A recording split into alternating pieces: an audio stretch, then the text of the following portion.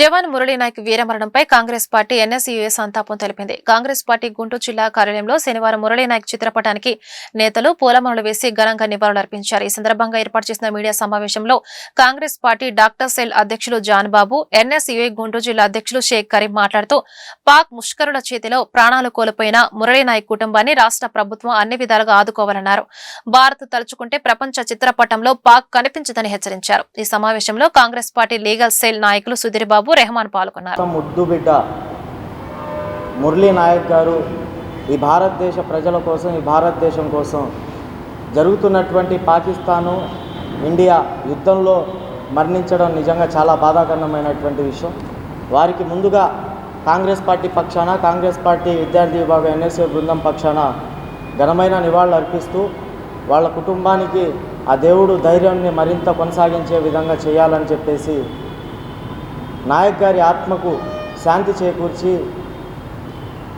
వాళ్ళ కుటుంబానికి కూడా ధైర్యం ఉండాలని చెప్పేసి తెలియజేసుకుంటూ, ఈరోజు గుంటూరు జిల్లా కాంగ్రెస్ మరియు ఎన్ఎస్వై ఆధ్వర్యంలో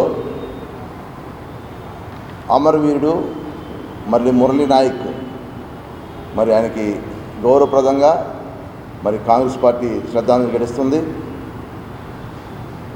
దేశ సరిహద్దుల్లో పాక్ ముష్కరుల చేతుల్లో వీరమరణం పొందిన జవాను యువకుడు.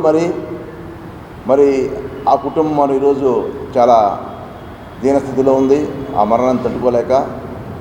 ఎందుకంటే దేశాన్ని కాపాడే ప్రతి జవాను కూడా మరి దేశాన్ని ఎంతో గౌరవించి దేశ రక్షణ బాధ్యతని తన భుజాలను పెట్టుకొని భారతదేశ సరిహద్దుల్లో దేశ భద్రత కోసమై మరి యుద్ధంలో పాల్గొన్న విధానం మనం చూస్తున్నాము. మరి అలాంటి సైనిక వృత్తిలోకి మరి మురళీ నాయక్ ఇంట్లో వాళ్ళు వద్దన్నా వారించినా కానీ ఒక్కరోజన్నా నేను సైన్యంలో పనిచేయాలని ఆలోచన కలిగిన మరి వీరుడు మరి మురళీ నాయక్. ఎందుకంటే మురళీ నాయక్ యొక్క ఆశయం చాలా గొప్పది. ఎందుకంటే దేశం కోసం నేను పనిచేయాలి, దేశం గర్వించే విధంగా ఉండాలని ఆలోచన కలిగిన మురళీ నాయక్ మరి చనిపోయే కొద్ది నిమిషాల ముందు కూడా ఆ స్నేహితులతోటి తల్లిదండ్రులతో మాట్లాడటం, మరి ఆ తర్వాత మరి ఆ యొక్క పాకిస్తాన్ ముష్కరుల